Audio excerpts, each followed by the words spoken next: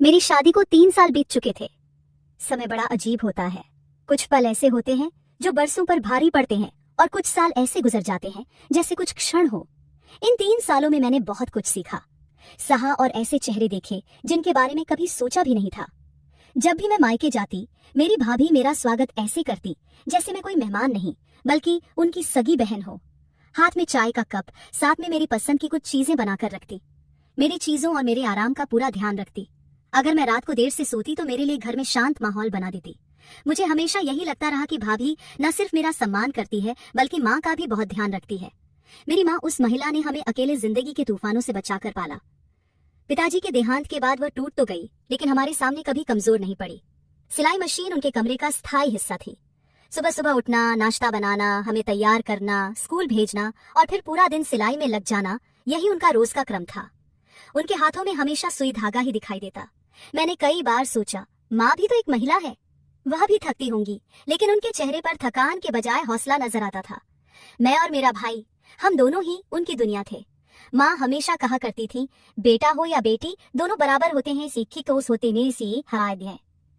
मेरे लिए तुम दोनों एक जैसे हो। और सच में माँ ने कभी कोई फर्क नहीं किया। भाई को पढ़ाई करवाई और मुझे भी वह सब कुछ सिखाया जो एक लड़की को आत्मनिर्भर बनाने के लिए जरूरी होता है। सिलाई, कढ़ाई, बातचीत, यहाँ तक कि माँ ने मुझे आत्मनिर्भरता सिखाई। मेरी शादी हुई तो माँ की आंखों में आंसू भी थे और मुस्कान भी। मेरे विदा होने के बाद जब भी मैं मिलने जाती, वे मुझे गले लगाकर कहती, बेटी घर में खुश रहना। ससुराल में बेटियां फूलों की तरह होती हैं, खुशबू बनकर रहो, कांटा मत बनो। मैं हर बार उनके चरणों में बैठकर उनका हाथ थामती और कहती, माँ जो कुछ भी हूँ वह आपकी परवरिश और संस्कारों की वजह से हूँ। भाई ने शादी के तुरंत बाद अपने लिए अलग कमरा बनवाया और भाभी के साथ रहने लगा। भाभी शुरू के दिनों में माँ के साथ बहुत अच्छा व्यवहार करती थी।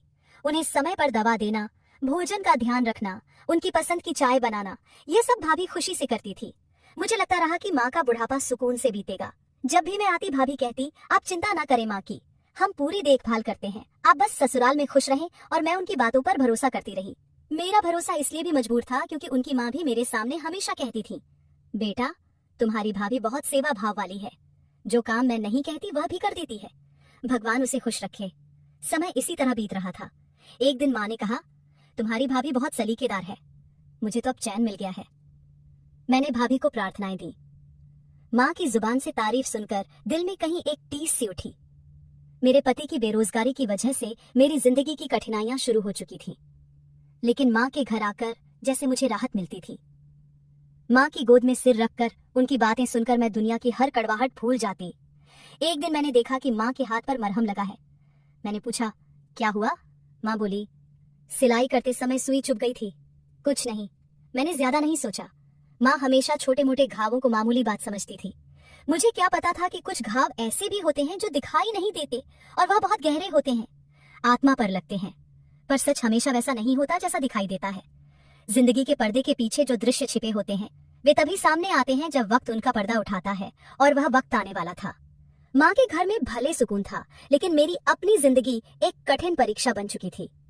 मेरे पति बहुत पढ़े लिखे थे, MBA किया था। शुरुआत में बहुत जोश था कि किसी बड़ी कंपनी में नौकरी मिलेगी, अच्छी पोस्ट मिलेगी और सब कुछ बेहतर हो जाएगा। लेकिन समय ने हमें जिस रास्ते पर ला खड़ा किया वह सपने कम और हकीकत ज्यादा थी। शादी के तुरंत बाद वह अलग अलग जगहों पर नौकरी के लिए गए, कई इंटरव्यू दिए। कुछ जगहों पर 2-3 हफ्ते काम भी किया, लेकिन या तो कंपनी बंद हो गई या वेतन समय पर नहीं मिला। अक्सर शाम को थक कर लौटते और कहते, प्रमिला लगता है जैसे किस्मत हमसे नाराज हो गई है। मैं उन्हें हौसला देती, आप मेहनत करते रहें, भगवान जरूर भला करेंगे। लेकिन मेरे उन शब्दों से रसोई का चूल्हा नहीं जलता था जब पति के पास काम नहीं होता। मैं सिलाई करके थोड़े पैसे जमा करती। माँ कभी कभी कुछ दे देती थी, लेकिन मैं बार बार उनके दरवाजे पर नहीं जा सकती थी। स्वाभिमान भी तो कोई चीज होती है। सास शुरू में चुप रही। उन्हें भी लगा कि कुछ ही दिनों की बात है, लेकिन जैसे जैसे महीने बीतते गए उनके बोलने का तरीका बदलने लगा। एक दिन शाम को चाय पीते हुए सास ने कहा, प्रमी, इस लड़के ने तो बस किताबें पढ़ी हैं, समझदारी नहीं सीखी, हम कब तक इनका बोझ उठाएंगे। मैंने बात को टालने की कोशिश की, लेकिन पति ने भी सुन लिया था। वो चुप रह गए, मगर मैं जानती थी कि अंदर से टूट चुके हैं। अगले दिन सास ने साफ शब्दों में कहा, प्रमिला बेटी, हम अब तुम दोनों का खर्च नहीं उठा सकते। हमारा खुद का गुजारा मुश्किल हो रहा है। अब तुम लोग कोई अलग इंतजाम करो। यह सुनकर जैसे किसी ने मेरी रीढ़ की हड्डी पर चोट मारी हो। एक पल को समझ नहीं आया कि क्या कहूं। पति ने नजरें झुका ली और मैं कमरे में आकर चुपचाप बैठ गई। 2 दिन बाद हमने सामान बांधा, कुछ कपड़े, थोड़े बर्तन और एक पुरानी रजाई। पति ने जान पहचान के जरिए किराए पर एक छोटा कमरा तलाशा। 3री मंजिल पर एक पुराना सा फ्लैट। अंदर गए तो देखा एक बल्ब तक नहीं था। दीवारों पर नमी थी, फर्श पर सीलन के निशान थे। मैंने अपनी सवारी को अपने पति से कहा, कोई बात नहीं, हम यहाँ से भी शुरुआत कर सकते हैं, बस आप दिल छोटा मत कीजिए। हमने पुरानी चादर फर्श पर बिछाई और दोनों वहीं बैठ गए। अगले दिन से मैंने गली के एक समझदार महिला से सिलाई का काम लेना शुरू किया। दिन भर सिलाई मशीन चलाती और शाम को थक कर चूर हो जाती। मेरे पति अधिकतर घर से बाहर होते, कभी किसी इंटरव्यू के लिए तो कभी किसी संस्था एजेंसी के चक्कर में। एक दिन वे थके थके कदमों से लौटे, हाथ में अखबार था। बैठते ही बोले, आज फिर इंटरव्यू दिया। 15 उम्मीदवार और भी थे, एक से बढ़कर एक अनुभवी। मैंने कहा, शायद आज तुम्हारा नंबर हो, लेकिन देखते हैं, और उनका हौसला बढ़ाया। एक दिन जरूर आएगा। ईश्वर किसी की परीक्षा बेवजह नहीं लेता। मैंने कभी शिकायत नहीं की, ना अपनी माँ से ना अपने पति से। लेकिन एक दिन ऐसा भी आया जब हमारे पास आटा खरीदने के भी पैसे नहीं थे। मैंने पुराना पर्स टटोला और बाजार जाकर केवल आटा और चीनी खरीदी। उस दिन दाल भी नहीं थी। पति ने बिना कुछ कहे सूखी रोटी खाई और फिर कहा, प्रमिला, अगर 1 हफ्ते में कुछ ना कर सका तो मैं रिक्शा चलाना शुरू कर दूंगा। मैंने कहा, ईमानदारी की कमाई है, इसमें कोई शर्म की बात नहीं। उन दिनों मैंने कई बार लोगों का व्यवहार बदला हुआ देखा। जो लोग पहले हमें अपने साथ बैठाते थे, अब मिलते वक्त नजरें चुरा लेते थे। एक पुराना दोस्त पति से मिला और बोला, अभी तक खाली हो, और हंसते हुए आगे बढ़ गया। उस रात मेरे पति ने मुझसे कोई बात नहीं की, लेकिन उन सब लम्हों में एक चीज जो हमें जोड़े रखे थी, वो था एक दूसरे पर विश्वास। मैं जानती थी कि वह जितना भी टूटा हुआ है, मेरे लिए संघर्ष कर रहा है, और वह भी जानता था कि मैं उसके साथ हूं, चाहे कुछ भी हो। एक दिन शाम को जब समीर घर में दाखिल हुआ तो उसके चेहरे पर पहली बार वह चमक थी जो मैंने बहुत समय बाद देखी। उसके हाथ में एक सफेद लिफाफा था और दरवाजा खोलते ही बोला, प्रमिला, काम मिल गया है। मैंने जल्दी से पानी का गिलास हाथ में पकड़ा और उसके पास गई। सच कहा? उसने सोफे पर बैठते हुए लंबी सांस ली और बोला, क्लिफ्टन में एक निजी कंपनी है, मार्केटिंग सहायक की पद है। इंटरव्यू तो 1 हफ्ते पहले दिया था, लेकिन जवाब की आशा नहीं थी। आज फोन आया कहाँ है, परसों से कार्यभार ग्रहण करना है, वेतन भी उचित है, और सबसे अच्छी बात यह कि आने जाने का भत्ता, ट्रांसपोर्ट अलाउंस भी मिलेगा। मैंने मुस्कुराते हुए उसका हाथ थामा और कहा, मैंने कहा था ना, ईश्वर हमारी मेहनत को व्यर्थ नहीं जाने देगा। उस शाम हमने 2 कप चाय और कुछ बिस्कुटों से एक छोटा सा उत्सव मनाया। मैंने समीर से कहा, अब हमें समय पर किराया देना होगा, बिजली का बिल भी चुकाना है, और हाँ, मेरी सिलाई मशीन की भी मरम्मत करवानी है। समीर ने सहमति में सिर हिलाया, और तुम्हारे लिए मैं एक नया जोड़ा जरूर लाऊंगा। इस बार वेतन में अगली सुबह मैं जल्दी उठ गई, रसोई साफ की, चाय बनाई, और जब समीर को तैयार होते देखा तो दिल को शांति मिली। मैंने उसकी कमीज ठीक की और जूते पॉलिश किए। जब वह दफ्तर के लिए निकल रहा था तो दरवाजे पर रुककर बोला, प्रमिला, अब सब बदल जाएगा। दरवाजा बंद होते ही मैंने एक पुरानी चादर ओढ़ ली और कुछ पैसे जो मुश्किल समय के लिए रखे थे, उनमें से एक मिठाई का डिब्बा लिया। मेरे मन में बस एक ही बात थी, यह खबर सबसे पहले माँ को देनी है। वही थी जिन्होंने हर बार मेरा हौसला बढ़ाया था। जब जेब खाली होती थी, माँ का दिया हुआ 10,000 का नोट किसी खजाने की तरह निकलता था। फिर मैं रिक्शे में बैठ गई। माँ के मोहल्ले की गलियों में प्रवेश करते हुए एक जानी पहचानी खुशबू महसूस हुई। वही गली, वही दरवाजा, वही खिड़की जहाँ से कभी मैं और भाई झांकते थे। दिल में एक अजीब सी खुशी थी कि इस बार मैं कोई शुभ समाचार सुनाने आई हूँ। दरवाजा खटखटाया। भाभी ने दरवाजा खोला। मुझे देखते ही थोड़ी चौंकी, फिर हल्के स्वर में बोली, आइए। मैंने मिठाई का डिब्बा हाथ में उठाया और कहा, बस शुभ समाचार देने आई हूँ। समीर को अच्छी नौकरी मिल गई है, सोचा माँ को बताऊं। उन्होंने बहुत प्रार्थना की थी। भाभी ने दरवाजा थोड़ा और खोला और कहा, अंदर आ जाइए, माँ अपने कमरे में है। मैं अंदर गई तो माहौल कुछ बदला बदला सा लगा। माँ का कमरा साधारण था, जैसा हमेशा होता था, लेकिन दीवारों और दरवाजों पर एक अजीब सी खामोशी छाई हुई थी। माँ खाट पर बैठी थी। मेरे कदमों की आहट सुनकर उन्होंने नजरें उठाईं। फिर चेहरे पर वही मुस्कान थी जो हमेशा मुझे हिम्मत देती थी। प्रमिला, मेरी बच्ची आ गई। माँ ने मेरे हाथ थाम लिए। मैंने डिब्बा उनके हाथ में थमाते हुए कहा, माँ, समीर को नौकरी मिल गई है, एक बड़ी कंपनी में तनख्वाह भी अच्छी है। सोचा सबसे पहले आपको बताऊं। माँ ने आंखों में नमीली सिर हिलाया। ईश्वर का धन्यवाद है, मेरी प्रार्थनाएं रंग लाई। मैं उनके पास बैठ गई और हम दोनों ने मिठाई खाई। माँ ने कहा, अब सब अच्छा होगा, तुम भी सुकून से जी सकोगी। हम थोड़ी देर तक बीते दिनों की बातें करते रहे। माँ ने मेरी सिलाई, समीर की मेहनत और हमारे कठिन दिनों की चर्चा की। भाभी चुपचाप कमरे में आती जाती रही, लेकिन उनकी मौजूदगी में कुछ तनाव सा महसूस हो रहा था। माँ ने मेरे सिर पर हाथ रखा और कहा, बेटा ये जो दिन बीत गए हैं उनका दुख मत रखना, दिल में विश्वास रखना, सब अच्छा होगा और तुम दोनों सुखी रहोगे। मैंने जवाब दिया, माँ बस आपके आशीर्वाद का असर है, और अब जब कुछ हाथ में आया है तो मैं चाहती हूँ कि आपकी दवाइयाँ उस समय पर आईं, आपकी छोटी मोटी जरूरतें पूरी हो। माँ कुछ कहना चाहती थी, लेकिन शायद भाभी की मौजूदगी ने उन्हें रोक दिया। मैंने खुद भी महसूस किया कि भाभी की नजरें बार बार कुछ और कह रही हैं।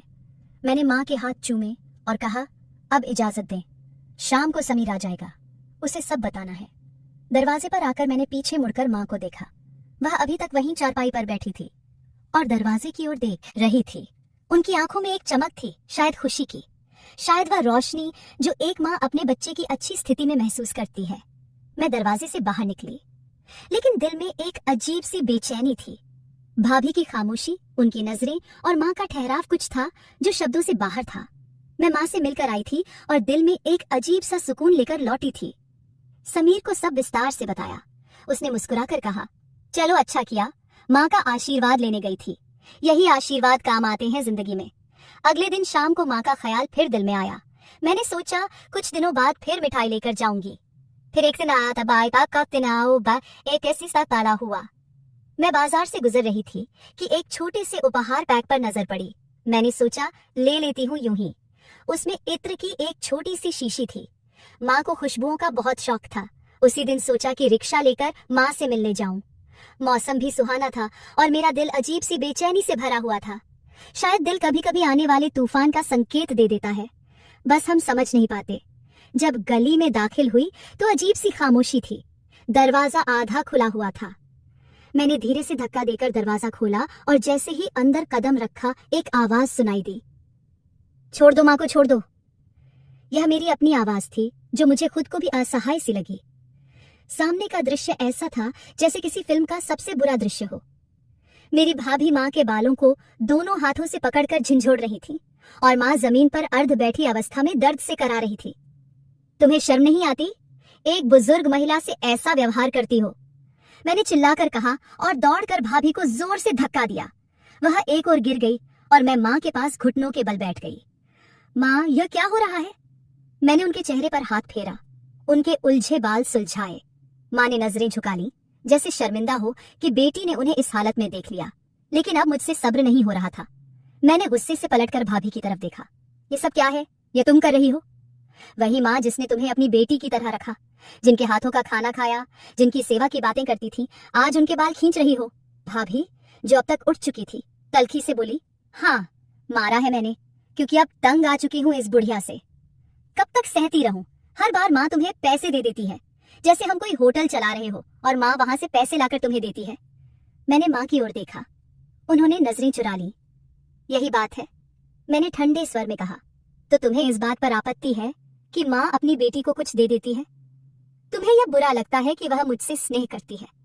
भाभी ने तिरस्कार से हंसते हुए कहा, यह स्नेह नहीं है, यह तो मूर्खता है। तुम्हें पालने के चक्कर में यह बुजुर्ग औरत हमारे घर में बोझ बनकर बैठी है। सच कहूं तो मन करता है कि इसे कहीं बाहर भिजवा दूं। मेरा हृदय जैसे सीने से बाहर आने को था। मैंने माँ के कंधों को थामा। माँ, चलिए यहाँ से, अब आप यहाँ एक दिन भी नहीं रहेंगी। जैसे ही दरवाजा खुला, भाई ने भीतर कदम रखा। उसके चेहरे पर साफ घबराहट झलक रही थी। वह सीधे मेरे सामने आकर खड़ा हुआ और माँ की ओर देखा, जो दीवार के पास सहमी हुई खड़ी थी। मैंने आगे बढ़कर कहा, भाई कम से कम सच जानने की कोशिश तो करें, एक बार मेरी बात तो सुनिए। उसने हाथ के इशारे से मुझे चुप करा दिया। ना मुझे तुम्हारी बात सुननी है और ना किसी सफाई की जरूरत है। बहुत हो गया यह तमाशा। हर दूसरे दिन कोई नया मुद्दा भाभी पीछे खड़ी थी, चुप, लेकिन ऐसा लग रहा था जैसे उनकी योजना सफल हो चुकी हो। मैंने फिर कहा, सिर्फ इतना सुन लीजिए, माँ पर हाथ उठाया गया है। मैं आपसे कुछ नहीं कह रही, बस न्याय की बात कर रही हूँ। भाई ने खड़े स्वर में कहा, न्याय तुम्हें यहाँ कोई अधिकार नहीं है कि आकर हमारे घर का चयन बिगाड़ो। अगर माँ को तुम्हारे साथ रहने का इतना ही शौक है तो उन्हें ले जाओ। हमें किसी के सहारे की जरूरत नहीं है। मैंने माँ की ओर देखा। उनकी आंखें आंसुओं से भरी थीं। वह कुछ कहना चाहती थी, लेकिन शायद उनमें बोलने की हिम्मत नहीं बची थी। मैंने भाई के कदमों की ओर देखा, शायद उसमें कुछ दया जाग जाए, लेकिन वह और भी कठोर स्वर में बोला, यह दरवाजा है, बाहर निकल जाओ। आज के बाद तुम दोनों के लिए इस घर में कोई जगह नहीं है। मैंने माँ का हाथ पकड़ा और उनके पास जाकर कोमलता से कहा, चलिए माँ, हमें किसी के द्वार पर नहीं रहना है। भाई दरवाजे से हट गया और मैंने माँ को धीरे धीरे बाहर ले जाना शुरू किया। हम दोनों ने फिर पीछे मुड़कर नहीं देखा। दरवाजा जोर से बंद हुआ और जो आवाज भीतर से आई वह थी पूरी तरह से संबंध विच्छेद की। गली में निकलते ही माँ ने कहा, आज तेरा पिता जीवित होता तो यह दिन ना देखना पड़ता। मैंने उनका हाथ दबाया। अगर पिताजी जिंदा होते तो आपकी कद्र जरूर होती, लेकिन माँ आपकी बेटी अब भी जिंदा है। रिक्शा लेकर हम सीधे अपने किराए के मकान पहुंचे। मैंने दरवाजा खोला, माँ को सहारा दिया और भीतर ले गई। वह चुपचाप चारपाई पर बैठ गई। मैंने उन्हें पानी दिया, उनके जूते उतारे और पंखा चालू कर दिया। कमरे में सन्नाटा था। माँ की नजरें छत की ओर थीं और मेरा दिल लगातार सोच रहा था कि इस उम्र में उन्होंने यह सब कुछ कैसे सह लिया। मैंने उनका बैग खोला जो वे साथ लाई थी। अंदर एक पुराना बटुआ, 2 जोड़ी कपड़े और एक सूती दुपट्टा था। माँ, आप पूरी जिंदगी का सामान एक छोटे से बैग में समेट लाई। मैं रसोई में गई, चूल्हा जलाया और चाय चढ़ाई। साथ ही सोचती रही कि माँ को यह सब भूलने में कितना समय लगेगा और मुझे यह सब सहन करने में कितना। शाम को समीर आया तो दरवाजा खोलते ही चौंक गया। ले हाँ माँ, मैंने संक्षेप में कहा, हमेशा के लिए आ गई है। भाई ने हमें घर से निकाल दिया है। समीर अंदर आया और माँ को देखकर चुपचाप बैठ गया। माँ ने नजरें नीची कर ली जैसे शर्मिंदा हो। समीर ने मुझसे पूछा, यह फैसला कब लिया गया? मैंने सीधे शब्दों में कहा, फैसला उन्होंने किया, हमने तो बस सहा। समीर ने कुछ नहीं कहा, चुपचाप कमरे में चला गया। थोड़ी देर बाद माँ बोली, तुम्हारे पति को मेरी वजह से कोई परेशानी ना हो? मैंने उनके पैर दबाने शुरू किए और कहा, परेशानी तो तब होती माँ जब कोई बोझ बन जाए। आप तो मेरा सहारा है। उस रात हमने सादा सा खाना खाया। माँ ने बहुत थोड़ा खाया, शायद तबीयत के साथ साथ दिल भी भरा हुआ था। मैंने बिस्तर लगाया, माँ को कंबल ओढ़ाया और खुद उनके पास बैठ गई। रात देर तक माँ सो नहीं सकी। मैंने कहा, सो जाओ माँ, सब ठीक हो जाएगा। उन्होंने धीमी आवाज में कहा, बेटी, मैंने बहुत कुछ सह लिया है। अब बस चाहती हूँ कि जो समय बचा है वह सुकून से बीते।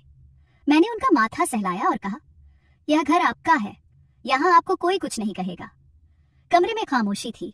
बाहर सड़क पर कुछ आवारा कुत्तों के भौंकने की आवाजें आ रही थी, लेकिन अंदर हम दोनों माँ कार्य से आए थे, दूसरे तीसरे का सहारा बनकर सुकून तलाशने की कोशिश कर रहे थे। मैं जानती थी कि अगला दिन सब कुछ बदल देगा। माँ की दवाइयाँ, उनका आराम और समीर के स्वभाव को लेकर एक नई लड़ाई शुरू होगी।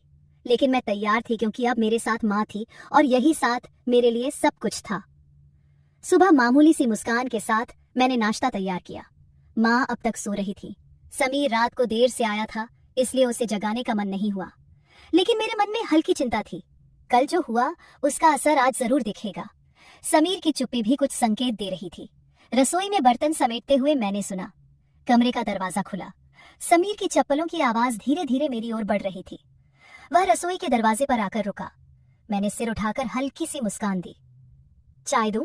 समीर ने सीधा सवाल किया। यह कब तय हुआ कि तुम्हारी माँ हमारे घर में आकर रहेंगी? मैंने चाय का कप ट्रे में रखा और कहा, यह तय नहीं था, मजबूरी थी। तुम्हें सब बताने ही वाली थी, लेकिन रात बहुत हो गई। भाई ने घर से निकाल दिया। वह भी माँ को गाली देकर, मैं उन्हें कैसे छोड़ देती। समीर ने गहरी सांस ली। देखो, मैं तुम्हारा दुख समझता हूँ, लेकिन मेरी भी सुनो। अभी मेरी नौकरी नहीं है, साधन सीमित है, और ऊपर से यह अचानक आई जिम्मेदारी। मैंने चाहकर यह जिम्मेदारी अपने हाथ में नहीं ली। ये मेरी माँ है। जिंदगी के कठिन समय में उन्होंने मेरा साथ दिया। अब मैं कैसे उन्हें अकेला छोड़ दूं?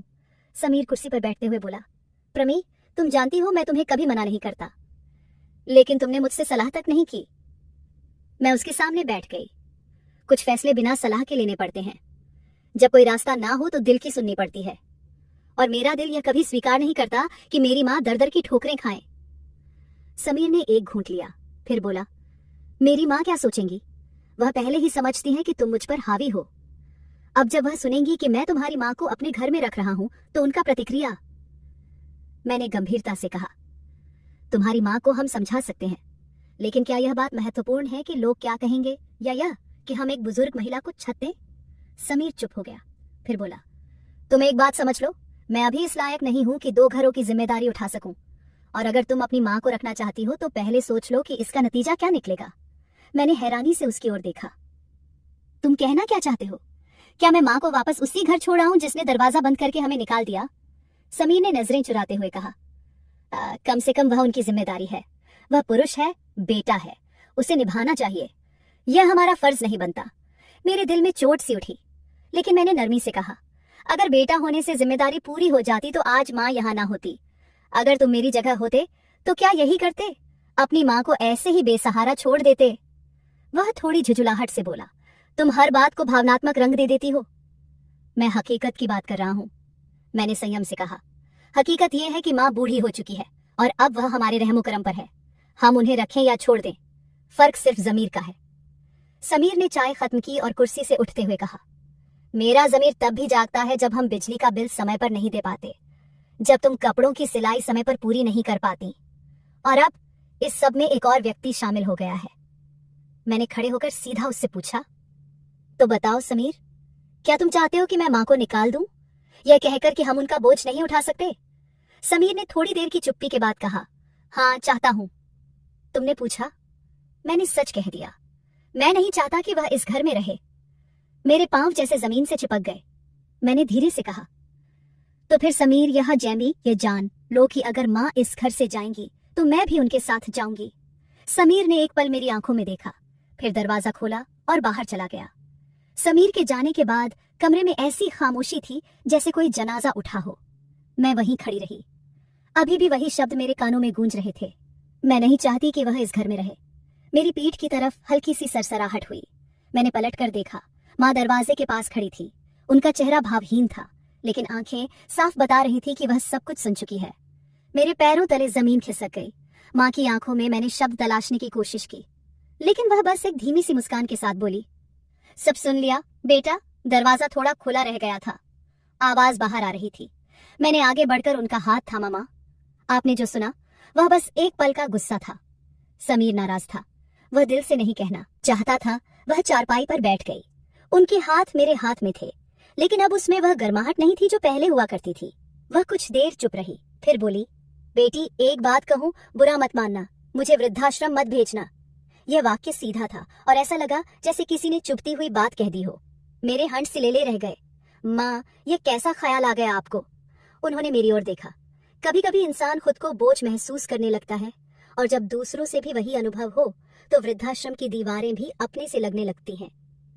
मैं उनके पास घुटनों के बल बैठ गई और कहा, आप बोझ नहीं है माँ, यह घर आपका है, आपकी बेटी का है, और आपको यहाँ से कोई नहीं निकाल सकता। माँ ने हल्के से सिर हिलाया, जैसे बात सुन तो ली हो, लेकिन मानने को तैयार ना हो। समीर ने जो कहा वह भी सही है बेटा। उसका दबाव, नौकरी, छोटा घर, खर्चे सब समझती हूँ, और मैं तुम पर बोझ नहीं बनना चाहती। मैंने संयम रखते हुए कहा, अगर रिश्ते दबाव में तोले जाने लगे तो माँ जैसा रिश्ता सबसे कीमती हो जाता है। कमरे में फिर सन्नाटा छा गया। माँ की आंखों में कई सवाल थे और मेरे दिल में ढेरों जवाब जिनका शायद कोई असर नहीं हो रहा था। उसी शाम समीर घर लौटा। चेहरा थका हुआ था, शायद उसने भी दिन भर यही सोचा हो। दरवाजा खोलते ही उसने मेरी तरफ देखा, फिर माँ पर नजर पड़ी। उसका लहजा नहीं बदला, लेकिन बर्ताव थोड़ा नरम लगा। खाना है? वह बोला।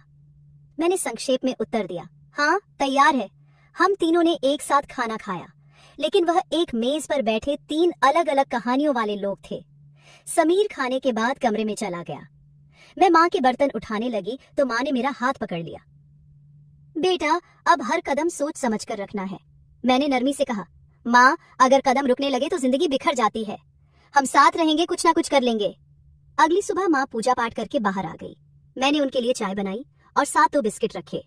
वह खामोशी से चाय पीती रही, फिर अचानक बोली, प्रमिला, एक रिश्ता सिर्फ बोलने से नहीं बनता, बर्ताव से भी बनता है, और जब बर्ताव बदल जाए तो रिश्ता जीते जी मर जाता है।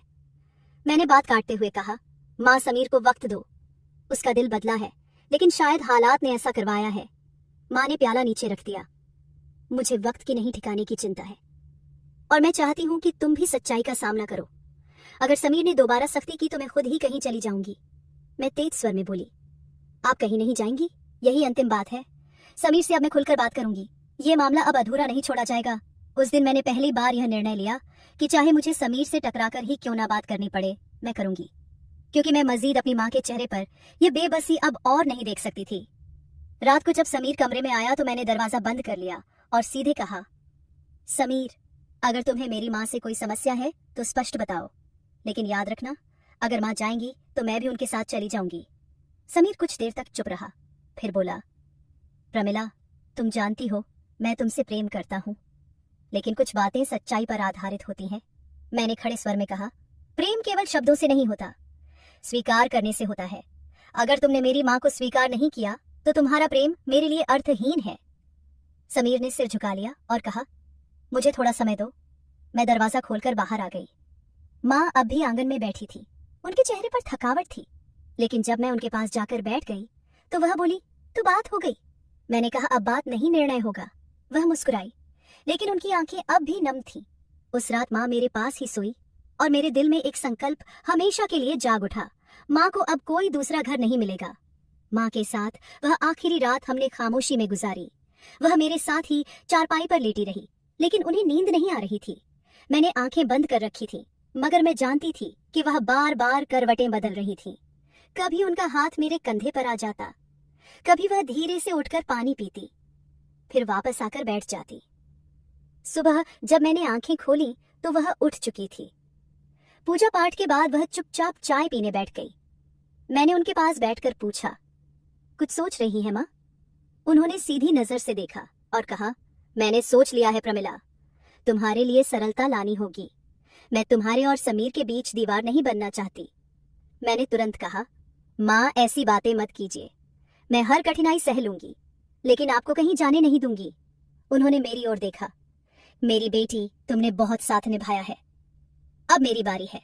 मुझे अनुमति दो कि मैं कहीं जा सकूं जहां मैं तुम्हारी जिंदगी का बोझ ना बनूं। मैं जानती थी यह जिद नहीं, आत्मसम्मान की अभिव्यक्ति थी, लेकिन मैं भी कुछ नहीं कह सकी। उनकी नजरें अब किसी निर्णय की प्रतीक्षा नहीं कर रही थी, बस यह सूचना दे रही थी कि निर्णय हो चुका है। दोपहर को मैंने माँ की दवाइयां और कपड़े एक छोटे बैग में रखे। उन्होंने कुछ नहीं कहा, बस बिस्तर समेटती रही। मैंने रिक्शा बुलवाया और उन्हें लेकर निकल पड़ी। रास्ते में हम दोनों चुप थे। रिक्शे के शोर में भी माँ की चुप्पी साफ सुनाई दे रही थी। वृद्धाश्रम पहुंचकर दरवाजा खटखटाया। एक औरत ने दरवाजा खोला। उम्र लगभग 40 वर्ष रही होगी, माथे पर दुपट्टा और चेहरे पर गंभीरता। उसने पूछा, कैसे आना हुआ? मैंने हिचकिचाते हुए कहा, मेरी माँ के लिए ठिकाने की तलाश है। कुछ समय के लिए उन्होंने दरवाजा खोल दिया। उन्होंने कहा, आइए अंदर आ जाइए। मैं और माँ अंदर दाखिल हुए। सामने एक छोटा सा बरामदा था। बाईं तरफ 2 कमरे थे और दाईं ओर एक बड़ा हाल जहाँ चारपाइयां क्रम से लगी हुई थी। उन पर अलग अलग उम्र की महिलाएं बैठी थीं। कुछ बातें कर रही थी, कुछ चुप थी और कुछ बस खाली निगाहों से सामने देख रही थी। एक चारपाई खाली थी, वहां माँ को बैठा दिया गया। माँ ने आसपास देखा, फिर मेरी तरफ देखा। मैंने उनका हाथ थामा। यहाँ सभी माताएं हैं, कोई अपने बेटे के बिना है, किसी को उसके बेटे ने छोड़ दिया है, लेकिन मैं रोज आऊंगी, आपके साथ समय बिताऊंगी। माँ ने सिर हिलाया और कहा, यही काफी है बेटा। इस वृद्धाश्रम की चालक, जिनका नाम शांतिलाल था, उन्होंने दाखिले की प्रक्रिया पूरी की। उन्होंने कहा, यहाँ सभी को समान समझा जाता है, समय पर भोजन, दवा, और अगर किसी की तबीयत बिगड़ जाए तो अस्पताल की व्यवस्था भी है। मैंने माँ के लिए लाया हुआ दुपट्टा निकालकर उनके कंधों पर रखा, उनके बाल संवारे और धीरे से कहा, अब आप चैन से रहेंगी। पहले दिन मैं देर तक वहां बैठी रही। माँ से बातें होती रही। बगल की चारपाई पर एक वृद्ध महिला थी। वह थोड़ी देर बाद मुझसे पूछती, बेटी, तुम कहाँ से आई हो? अपनी माँ को छोड़ने आई हो या लेने? मैं नरमी से जवाब देती, मैं माँ के साथ आई हूँ और वे यहाँ अतिथि हैं। वह हंसती और कहती, यह अतिथियों की मेहमानियां लंबी हो जाती हैं। दूसरे दिन मैं फिर वहां पहुंची। माँ मुझे देखकर मुस्कुराई। वे पहले से बेहतर लग रही थीं। मैंने उनके बालों में कंघी की, हाथों में तेल लगाया और उनके साथ बैठी रही। एक दिन वृद्धाश्रम की चालक ने मुझे एक तरफ ले जाकर कहा, मैडम, आप रोज आती हैं, बाकी बच्चे तो एक बार छोड़कर चले जाते हैं और फिर सालों नहीं आते। आपने तो हमें चौंका दिया है। मैंने कहा, यह मेरी माँ है। मैंने इनकी उंगली पकड़कर चलना सीखा है। अब इनका सहारा बनना मेरा कर्तव्य है। कुछ दिनों में बाकी माताएं भी मुझसे घुल मिल गईं। कोई अपनी दवाइयां मुझे सौंप देती, कोई कहती, बेटी, आज मेरे सिर में दर्द है, थोड़ा तेल लगा दो, और मैं सबका ध्यान रखती। माँ के साथ भी समय बिताती, बातें करती। माँ का व्यवहार बदलने लगा था। वे वहां की औरतों से बातें करती, प्रार्थनाएं देती और अक्सर मुझसे स्नेह में कहती, यह सब मेरी जैसी माताएं हैं, इनका भी ध्यान रखना। मैंने एक सिलाई मशीन मंगवा ली और वृद्धाश्रम की छत वाले कमरे में रख दी। वहां बैठकर सिलाई करती, कुछ महिलाओं को भी सिखाने लगी। मैंने उनके लिए कपड़े सिलना शुरू कर दिए, जो बाहर बेचने से थोड़ी आमदनी हो जाती। समीर ने इस बारे में कभी कुछ नहीं पूछा। हमारे घर में आपसी रिश्ता एक खामोश समझौता था, जिसमें भावनाएं नहीं थीं। बस समय गुजर रहा था। अब वह वृद्धाश्रम मेरे दिन का वह हिस्सा बन गया था जहां मैं खुलकर सांस ले पाती थी, जहां मेरे आसपास ऐसी महिलाएं थीं जिन्होंने सब कुछ खोकर भी हार नहीं मानी थी। एक दिन माँ ने मुझसे कहा, बेटी, यहाँ तो मेरी जैसी कई माएं हैं, लेकिन इन सबको कोई प्रमिला नहीं मिली। भगवान तुम्हें सुरक्षित रखे। तुमने सिर्फ एक माँ नहीं, बल्कि कई माँओं का सहारा बनकर दिखाया है। मैंने उनकी पेशानी को चूमा और मन ही मन ईश्वर का धन्यवाद किया कि जीवन ने मुझे यह अवसर दिया कि मैं किसी पर बोझ ना बनूं, बल्कि किसी का सहारा बन सकूं। जब से माँ वृद्धाश्रम में आई थी, कुछ महीने बीत चुके थे। मैं रोज जाती, कभी दोपहर में, कभी शाम को। शुरू में माँ की तबीयत काफी बेहतर लग रही थी, लेकिन पिछले कुछ दिनों से उनके चेहरे की चमक फीकी पड़ने लगी थी। उन्होंने खाना कम कर दिया था और बातों में भी कमी आ गई थी। एक दिन जब मैं पहुंची तो माँ खाट पर लेटी थी और कंबल उनके सीने तक था, जबकि मौसम गर्म था। मैंने उनके माथे पर हाथ रखा। वह गर्म था। मैंने पूछा, माँ, तबीयत ठीक है? उन्होंने धीरे से आंखें खोली और कहा, बस हल्का सा बुखार है, कल से थोड़ी थकावट महसूस हो रही है। मैंने तुरंत सुलेखा बहन को बुलाया। वे आई, माँ की जांच की और कहा, हम इन्हें कल अस्पताल ले चलते हैं, जांच करवा लेते हैं, उम्र का असर है, सतर्क रहना जरूरी है। अगले दिन मैं खुद माँ को अस्पताल लेकर गई। खून की जांच, शुगर, बीपी सब चेक हुआ। डॉक्टर ने बताया कि कमजोरी बढ़ गई है, पोषण और आराम की सख्त जरूरत है। दवाइयां दी गई और कुछ सुझाव भी। घर आकर मैंने समीर से कहा, माँ की तबीयत ठीक नहीं है, मैं कुछ दिन वृद्धाश्रम में ज्यादा समय बिताऊंगी। समीर ने संक्षेप में जवाब दिया, तुम्हारी मर्जी। अगले दिन जब मैं दोपहर में पहुंची तो माँ खाट पर लेटी थी और हाथ में कोई तस्वीर थी। आंखें बंद थीं, लेकिन होंठ हिल रहे थे। मैंने धीरे से पुकारा, माँ। उन्होंने आंखें खोली और धीमी आवाज में कहा, आ गई मेरी बच्ची। मैंने उनके हाथ दबाए और पूछा, कैसी तबीयत है? उन्होंने कहा, आज कुछ अच्छा नहीं लग रहा, शायद अब चलने का समय आ गया है। मैंने तुरंत उनकी बात काट दी। ऐसी बातें मत कीजिए, आप ठीक हो जाएंगी, मैं आपकी दवा लेकर आती हूँ। उन्होंने मेरा हाथ पकड़ लिया और कहा, बेटा, जो समय भगवान ने तय किया होता है उसे कोई नहीं बदल सकता, लेकिन मैं संतुष्ट हूँ कि मेरी बेटी ने वह सब कर दिखाया जो शायद बेटे भी ना कर पाते। मैं उनके सिरहाने बैठ गई और उनके सिर पर हाथ फेरते हुए बोली, माँ, कुछ ही दिन की बात है, आप फिर से ठीक हो जाएंगी। हम दोनों बाजार चलेंगे, आपको नया दुपट्टा दिलवाऊंगी। माँ हल्के से मुस्कुराई, लेकिन वो मुस्कान कमजोर थी। उनकी आंखों में नमी उभर आई। उन्होंने कहा, दुपट्टा बाद में ले लेना, अभी तो सिर्फ तुम्हें आशीर्वाद दे रही हूँ कि तुम हमेशा सुरक्षित रहो। उसी रात जब मैं घर गई तो दिल में एक अजीब सी बेचैनी थी। समीर से संक्षिप्त बातचीत हुई, फिर मैं सीधे बिस्तर पर चली गई, लेकिन नींद नहीं आ रही थी। सुबह के समय फोन बजा। मिस्टर डीके की कॉल थी। मैंने तुरंत फोन उठाया। प्रमिला जी, उनकी आवाज में शांति थी। फिर उन्होंने धीमी आवाज में कहा, प्रमिला बेटी, माँ अब इस दुनिया में नहीं रही। रात में उनकी तबीयत बिगड़ गई और वे हमें छोड़ गई। मेरे हाथ से फोन गिरते गिरते बचा। मैं कुछ देर स्तब्ध बैठी रही, फिर जल्दी से कपड़े बदले और रिक्शा लेकर वृद्धाश्रम पहुंच गई। माँ की चारपाई पर अब सफेद चादर पड़ी थी। उनके चेहरे पर शांति थी, जैसे कोई बहुत थक कर गहरी नींद में सो गया हो। मैं उनके पास गई और उनका हाथ पकड़ा, जो अब ठंडा हो चुका था। मेरी आंखों से आंसू बह रहे थे, लेकिन मेरी आवाज बंद हो चुकी थी। मिस्टर डीके ने आकर मेरे कंधे पर हाथ रखा और कहा, प्रमिला माँ बहुत शांति से गई। उन्होंने आखिरी समय तक तुम्हारा नाम लिया। उनकी आखिरी प्रार्थना तुम्हारे लिए थी। वृद्धाश्रम की दूसरी महिलाएं भी आ गईं। कोई मेरा हाथ थामती, कोई प्रार्थना देती, कोई कहती। हमने कभी किसी को माँ की सेवा यूं करते नहीं देखा। मैं बस चुप रही। उस समय शब्द अर्थहीन हो गए थे। माँ चली गई थी, लेकिन उनकी छुअन मेरे हाथों में रह गई थी। अंतिम संस्कार का प्रबंध वृद्धाश्रम ने किया। मैंने कब्र के पास बैठकर उनकी मिट्टी को छुआ और दिल से प्रार्थना की, हे भगवान, मेरी माँ की कब्र को स्वर्ग का हिस्सा बनाना। वापसी पर जब मैं फिर वृद्धाश्रम पहुंची, वहां की महिलाएं मुझे गले लगाकर रोने लगीं। एक बुजुर्ग महिला ने कहा, प्रमिला, हम सभी तेरी माँ हैं। तू सिर्फ अपनी माँ की सेवा नहीं करती थी, तूने हम सबको बेटी जैसा प्रेम दिया है। मैंने उन सभी को देखा और कहा, जब तक सांस है मैं हर माँ की बेटी रहूंगी। जीवन में कई रिश्ते रास्ते में छूट जाते हैं, लेकिन जब माँ का साया उठ जाता है तो इंसान अधूरा हो जाता है। माँ के जाने के बाद कई दिनों तक मैंने खुद को वृद्धाश्रम के कार्यों में व्यस्त रखा। हर सुबह वहां जाकर किसी की दवा का पर्चा संभालना, किसी के कपड़े सिलवाना और शाम को वहीं कुछ समय बिताकर माँ की खाली चारपाई को देखती रहती। एक दिन जब मैं वृद्धाश्रम पहुंची तो दरवाजे पर एक अपरिचित महिला मेरा इंतजार कर रही थी। उनकी उम्र मध्यम थी, वस्त्र सादे थे, हाथ में पुरानी फाइल और आंखों में पहचान की चमक थी। उन्होंने मुझे देखकर कहा, तुम प्रमिला हो, सरोज की बेटी? मैंने सिर हिलाकर हाँ कहा। उन्होंने मुस्कुराते हुए फाइल आगे बढ़ाई और कहा, मैं तुम्हारी माँ की पुरानी दोस्त हूँ। माँ तुम्हारी बहुत बातें करती थी। उनके जाने के बाद यह जिम्मेदारी मुझे सौंपी गई थी, जिसे उन्होंने विशेष रूप से तुम्हें देने को कहा था। मैंने वह फाइल थामी और पूछा, क्या अमानत है? उन्होंने कहा, तुम घर जाकर देख लेना, सब कुछ लिखा है। बस इतना जान लो, तुम्हारी माँ बहुत सोच समझ कर गई है। यह कहकर वे चली गई और मैं वहीं खड़ी रह गई, फाइल हाथ में और मन में सवालों का गुब्बार।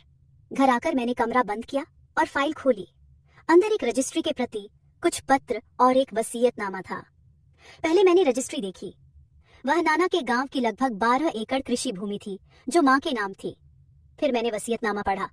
उसमें लिखा था, मैं सरोज अपनी जीवन के अंतिम सालों में अपनी जमीन और उससे जुड़ी समस्त संपत्ति अपनी बेटी प्रमिला के नाम करती हूँ। मेरी मृत्यु के बाद यह सारी संपत्ति केवल उसी की होगी। आगे लिखा था, मेरे बेटे समीर को इस संपत्ति से वंचित किया जाता है क्योंकि उसने मेरे साथ दुर्व्यवहार किया और मुझे अपने घर से निकाल दिया। मैं चाहती हूँ कि जिसने मेरे दुख में साथ दिया वही मेरा उत्तराधिकारी बने। मैंने शब्द बैठी रही। आंखों के सामने माँ का चेहरा आ गया, उनकी खामोशी, उनका सब्र, उनका दर्द। उन्होंने कभी इस बात का जिक्र नहीं किया था, न अपनी संपत्ति का, न वसीयत का। उन्होंने अपनी जिंदगी में सिर झुकाया और अपनी मृत्यु के बाद भी एक तोहफा दे गई। समीर शाम को आया तो मैंने उसे सब बताया। वह सुनकर कुछ देर खामोश रहा, फिर बोला, तो अब तुम जमीन की मालकिन हो? मैंने हाँ में सिर हिलाया। लेकिन ये जमीन माँ की है, उन्होंने मुझे दी है, इसलिए मैं चाहती हूँ इसका उपयोग भी वैसा हो जैसा वह चाहती थी। समीर ने पूछा, क्या सोचा है तुमने? मैंने जवाब दिया, पहले तो रजिस्ट्री करवाऊंगी, फिर उस जमीन का कुछ हिस्सा बेचकर वृद्धाश्रम में सुधार का काम करवाऊंगी। माँ के नाम से और कुछ पैसों से अपनी इस लाइफ फैक्ट्री को आगे बढ़ाऊंगी। माँ ने जो बीज बोया था, मैं उसे एक वृक्ष बनाना चाहती हूँ। अगले दिन मैं वकील के पास गई, रजिस्ट्रेशन की प्रक्रिया की जानकारी ली और सब कुछ पूरा किया। गांव के मुखिया से भी संपर्क किया। कुछ हफ्तों में जमीन पूरी तरह से मेरे नाम पर हो चुकी थी। एक दिन संयोग से मैं बाजार में भाई समीर से टकरा गई। वो कुछ खरीदने आया था और मेरी नजर उस पर पड़ी तो एक पल में सारे रिश्ते मन में उभर आए। उसने मुझे देखा और एक पल के लिए नजरें झुका ली। मैं आगे बढ़ी और कहा, नमस्ते भाई। उसने झिंझकते हुए जवाब दिया, नमस्ते। आप यहाँ? मैंने कहा, हाँ, कुछ जरूरी काम था। और आप सब कुशल? उसने सिर हिलाया। हाँ, बस गुजर बसर हो रही है। फिर उसने एक सवाल कर ही लिया, सुना है माँ ने सारी संपत्ति तुम्हारे नाम कर दी? मैंने शांतिपूर्वक उत्तर दिया, हाँ, उन्होंने अपनी वसीयत में सब कुछ मेरे नाम कर दिया था। वह चुप हो गया, फिर बोला, हमसे गलती हुई। मैंने हालात समझे, लेकिन कहा, शायद अब देर हो चुकी है। कुछ चीजों की कीमत समय पर चुकानी पड़ती है, वरना वह हाथ से निकल जाती है। वह कुछ कहना चाहता था, लेकिन मैंने विदा ली। अलविदा भाई। जब मैं घर लौटी तो दिल में एक अजीब सा एहसास था, ना खुशी थी ना गम, बस एक खालीपन था जो माँ की वसीयत ने और गहरा कर दिया था। जमीन मेरे नाम हो चुकी थी और मैंने पहला कदम वहीं उठाया जो माँ शायद अपनी जिंदगी में उठाना चाहती थी, लेकिन समय, परिस्थितियों और लोगों ने उन्हें मौका नहीं दिया। वृद्धाश्रम में एक नया खंड बनवाने की योजना तुरंत की थी शुरू कर दी। यह खंड विशेष रूप से उन बुजुर्ग महिलाओं के लिए था जिन्हें उनके घर वालों ने छोड़ दिया था। मैंने उसका नाम रखा सरोज कक्ष, मेरी माँ के नाम पर। वृद्धाश्रम का वह हिस्सा बदल रहा था। नई चारपाइयां, रोशन कमरे, साफ सुथरे स्नान घर और हर कमरे के बाहर एक नीम का पेड़, ताकि छांव भी हो और ताजी हवा भी। जहां तक फैक्ट्री की बात है, वह एक छोटे से कमरे में माँ की सिलाई मशीन से शुरू हुई थी। जब मुझे जमीन मिली तो मैंने उस फैक्ट्री को एक व्यवस्थित संस्थान में बदला। नाम रखा सरोज क्रिएशंस। वहां मैंने सिलाई, कढ़ाई, बुनाई और छोटी दस्तकारी के काम शुरू कराए। अधिकतर महिलाएं वही थीं जिन्हें उनके घरों से निकाल दिया गया था। यह वे थी जिनके पास हुनर तो था लेकिन अवसर नहीं। रोज सुबह में फैक्ट्री जाती, काम देखती, आर्डर चेक करती, मजदूरों की बातें सुनती और शाम को वृद्धाश्रम आ जाती। मेरी जिंदगी अब 2 हिस्सों में बंटी थी, लेकिन सुकून दोनों जगहों से आता था। हर दिन एक नई सफलता, हर चेहरे पर नई उम्मीद। घर के हालात माँ की बदौलत अब बहुत बेहतर हो चुके थे। हम एक अच्छे किराए के घर में रहने लगे थे। पति समीर भी अपने बर्ताव पर बेहद शर्मिंदा था, पर मुझे उससे कोई शिकायत नहीं थी। जब सगा बेटा बदल सकता है तो दामाद का क्या कसूर। कुछ दिन बाद मैं एक धार्मिक संस्था में शामिल थी, जहाँ मेरी फैक्ट्री का स्टॉल भी लगा था। वहीं एक चेहरा अचानक सामने आ गया, जिसे देखे बहुत समय हो गया था। भाई समीर सादा वस्त्रों में, चेहरे पर पछतावा और आंखों में शर्मिंदगी की मेरी ओर बढ़ते हुए बोला, प्रमिला। मैंने ठंडे स्वर में जवाब दिया, जी भाई। उसने झिंझकते हुए कहा, बस यूं ही आया था दर्शन और टहलने के लिए। तुम्हारा नाम देखा तो दिल कुछ महसूस करने लगा। मैंने कहा, आपकी जिंदगी में सच्चाई का समय तो बहुत पहले ही गुजर चुका। अब जो बचा है वो केवल जवाब है। वो चुप हो गया। कुछ पल बाद बोला, प्रमिला माँ के जाने के बाद मैं बहुत उदास रहता हूँ। लगता है जैसे सब कुछ खो गया हो। मैंने गहरी नजर से उसे देखा और कहा, जब माँ को घर से निकाला था तब सोचा था कि सिर्फ एक बुरी औरत जा रही है। असल में तुम अपनी जड़ काट रहे थे। जिन माता पिता को छोड़ दिया जाए वही तुम्हें छोड़ देते हैं और उनके साथ तुम्हारा नसीब भी चला जाता है। उसने धीरे से कहा, मुझे अपनी गलती का एहसास है और शायद यही मेरी सजा है। मैंने उत्तर दिया, सज्जा समय देता है और समय ही क्षमा करता है। मेरी तरफ से क्षमा है, लेकिन तुम माँ के चरणों की धूल अब दोबारा नहीं पा सकोगे। मैं मुड़कर अपने स्टॉल की ओर चली गई। पीछे से कोई आवाज नहीं आई। मैं जानती थी समय ने उसे सब कुछ सिखा दिया था। वृद्धाश्रम में सरोज आश्रय पूरी तरह बन चुका था। उसकी एक समापन समारोह रखी गई, जिसमें शहर के प्रमुख लोग आए। मैंने माँ की एक बड़ी तस्वीर बीच की दीवार पर लगवाई और नीचे लिखवाया, जिसने दिया कभी वापस नहीं मांगा, जिसने सहा कभी शिकायत नहीं की। यह उन सबके नाम जिन्होंने अपनी बेटी को दुनिया की सबसे अनमोल विरासत दी। साहस। मैंने चुपचाप उस तस्वीर को देखा। आंखें नम थीं, लेकिन दिल मजबूत था। जिंदगी ने मुझे बहुत कुछ दिखाया, लेकिन मेरी माँ ने सिखाया कि दुख से डरना नहीं चाहिए, उसे एक अवसर समझो, और मैंने उस शिक्षा को अपनी पूरी जिंदगी में अपनाया। आज मैं अकेली नहीं थी। मेरा पति था, मेरी फैक्ट्री थी, मेरी माँ की यादें थीं। वह माँ जिन्होंने मुझे बेटी कहा, और वह खुशबू जो सिर्फ एक सच्चे रिश्ते से आती है। माँ की सेवा कभी व्यर्थ नहीं जाती। वह प्रार्थनाओं में छिपी हुई स्वर्ग होती है जो माता पिता को छोड़ते हैं। भाग्य उनसे स्वयं दूर चला जाता है।